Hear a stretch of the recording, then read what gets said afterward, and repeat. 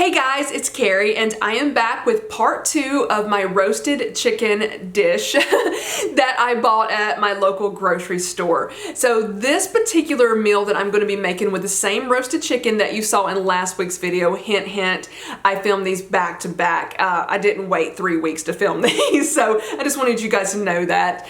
And so what I'm going to be doing with this one, I originally was going to be doing fettuccine Alfredo with chicken and peas. However, when I looked in my kitchen cabinet this morning, I found mini farfalle instead of fettuccine. So we're gonna go with farfalle, and that is the bow tie pasta or the butterfly pasta. These are the mini ones.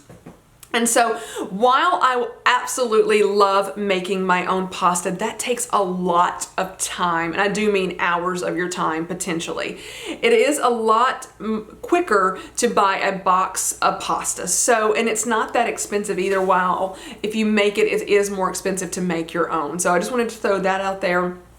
And then I'm going to be utilizing some of the peas that I used in last week's video. Keep in mind, I filmed these back to back, one day apart, so the food isn't old. I just want to keep reiterating that so you don't think it's weird.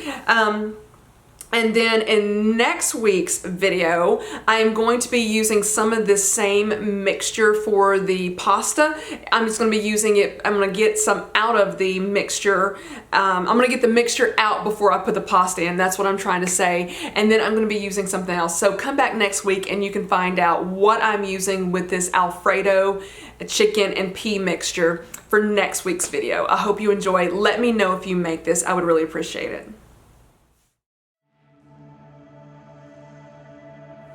This was going to originally be fettuccine Alfredo, but I just looked in my cabinets and I'm going to be using farfalle instead of the fettuccine. So we're going to go with that instead.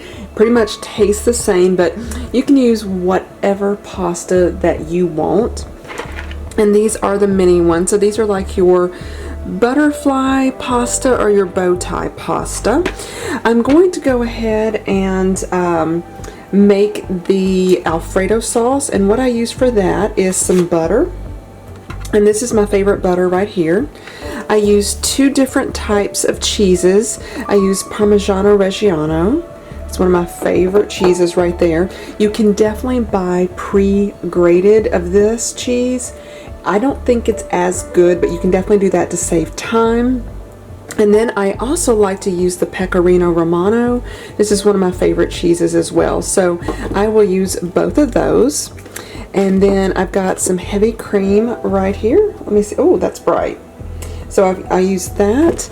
And then this right here is some roasted garlic. So Alfredo sauce does call for garlic, but it's generally like a raw garlic that you just cook in the pan. With the roasted, the flavor is much more milder. So I do this ahead of time. It'll keep in the refrigerator for a couple of days. And I'm not going to use all of that. That's quite a bit. That's about a half of a cup. I'm also going to do another recipe where I will be using this and filming it as well for you guys. That is not in this 3-part series of using a roasted chicken from the grocery store. So that's what I'm going to make the sauce out of. And then this is the leftover chicken that I have that's going to go for this meal and my next one. And then these were the peas that I had left over. So I will be making that recipe for you today. So this is meal number 2, and I hope you guys enjoy this.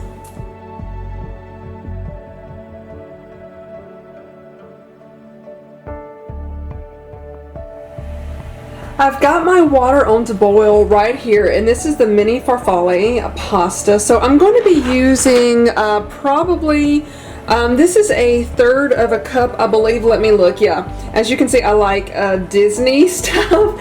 So I'm probably going to put at least 2 of these in the water. With pasta, it's always hard to tell. So I've got my water on to boil right now. Let me turn that around. And so next I'm going to go ahead and start with the Alfredo sauce. While that is boiling, I will salt this water as well.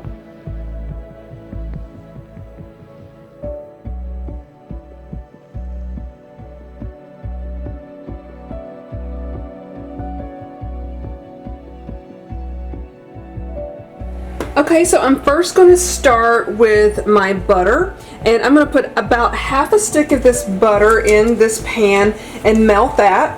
And then I'm going to add 1 cup of heavy cream. Now, I will tell you, you can definitely make less of this if you choose to do so. You could do maybe 1/4 of a cup of cream and then 1/4 of a stick of butter and make a lot less. But since I am utilizing this for another recipe, I'm going to go ahead and make what I would normally make.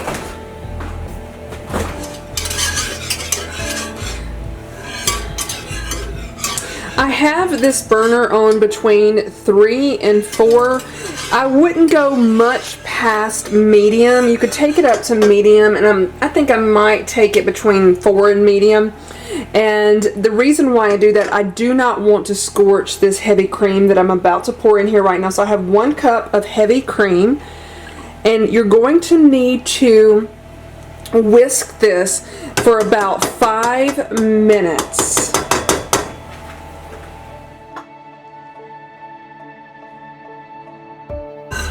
It's been about 4 minutes, and at this point I'm going to add some of my roasted garlic mixture to it. I'm going to do about 2 of these spoonfuls.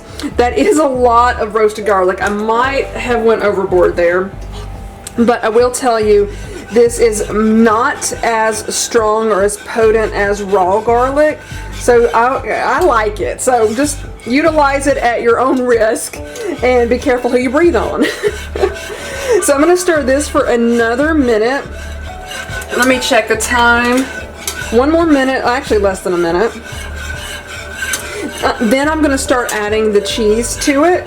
Now you can definitely add salt and pepper if you choose to do so, but I personally am not going to do that, and the reason being is the fact that the Parmesan cheese that I'm going to be putting in here is a bit salty, so just do it to your taste. I would suggest adding the cheese first, getting it smooth, and then tasting it to see if you need any salt added to it. I never do, so. Alright, at the point now, let me see. Okay, it's been 5 minutes. What I did off camera was I pre-grated all of this cheese. So this is a combination of Parmesan and Pecorino Romano cheese. I'm not going to use all of this. I'm going to be using this for another dish that I'm going to be making. But it saves time, and that's another kitchen hack, is saving time by pre-grating your cheese for different meals. And so I just mixed it together, so I'm going to probably put about half of this bag in, and that's just maybe 1.5 cups, I would suggest, right there. I've made this so many times, I now eyeball it. I think it technically is supposed to be 1 cup of cheese. I like a little bit more.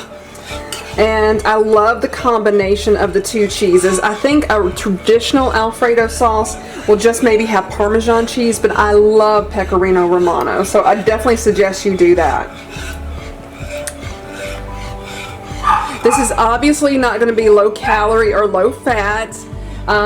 Pretty much not any type of diet program friendly, but there are ways that you could potentially do this to make it lower calorie. You could use half and half instead of heavy cream. So I'm just going to continue stirring this, and I will show you what I'm going to do next after I get ready. Alright, I'm checking back in with you guys, and I did reduce the heat to low, and so you just want to continue to stir this until it gets smooth. And then I would go ahead and just taste it. You want to coat like the back of a spoon, and if you're the only one that's going to be eating it, it doesn't matter if you stick the spoon back in there or not, but I'm going to taste about that much. If you're going to be sharing this with somebody else, use a different spoon every time you taste. So it's going to be a little bit warm, so I'm going to let that cool, and I'm going to taste it to see what I think. The flavor is very, very good. The cheese needs a little bit more time to melt. It was just a tiny bit gritty, and it should not be gritty at all, so you really need to keep stirring this for it to get smooth. And so just keep tasting it till the consistency is right. Once it's right, I've got my peas that I'm going to be adding, and then my container of chicken. Then I'll mix all that up, and then I'm going to pull some of it out before I put my pasta in for my next dish that's going to be in this part 3. We are just about at the consistency that I like, so I'm going to go ahead and add my chicken here. And then add my peas. And I'm going to save one of these bowls out, and that's what I'm going to put my reserve mixture in for my next recipe. And at this point, you may want to switch over from a whisk into like a different type of spatula or something like that. And I'm going to let this cook together for a little bit, then I'll come back and check in on you. As you can see, this is quite a bit of mixture, and it's definitely way more than I can personally eat. So that's another reason why I'm going to be utilizing more of this mixture for a third meal from this chicken. So what I'm going to do is grab this, this is 1/3 of a cup, and I'm going to be putting it in my container right here. And I don't need as much of this, because I will tell you by this point I'm getting a little bit tired of it. So I'm going to get about 2.5 of those out, and this is what I will have for lunch tomorrow. I've got to tell you, I think my eyes were bigger than my stomach in this situation, so I do have a lot of this mixture left, and you can definitely utilize this again. Okay, so both Coco and Chanel are in the kitchen with me. Yes, they come in the kitchen. I wouldn't even attempt to get them to stay out of it. So you're probably hearing them right now.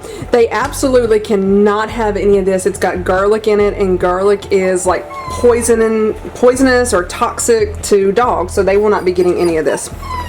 But as I was saying over the wines and barks, that this is definitely more than I can eat. So I would say this is definitely 2 to 3 portions if you wanted to separate it like that. Plus I'm going to be adding the pasta into it.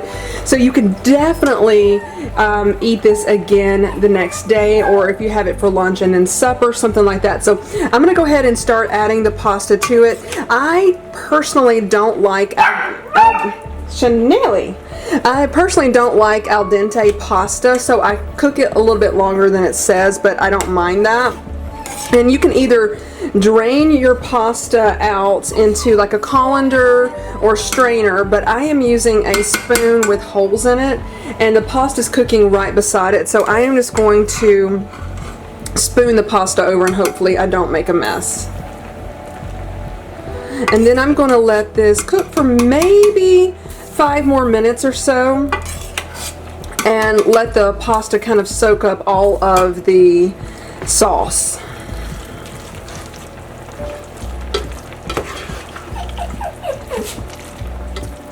I would say this is definitely a meal that 3 people, unless they were really, really hungry, because that's like 3 portions right there, way more than I can eat. So anyway, it is what it is. I wanted to show you this recipe, so it can be for 1 person or it can be for multiple people. This is the finished product, and I cannot wait to dig into this and start eating. I hope you guys enjoyed this cooking hack video. Thank you so much for watching. Let me know if you try it.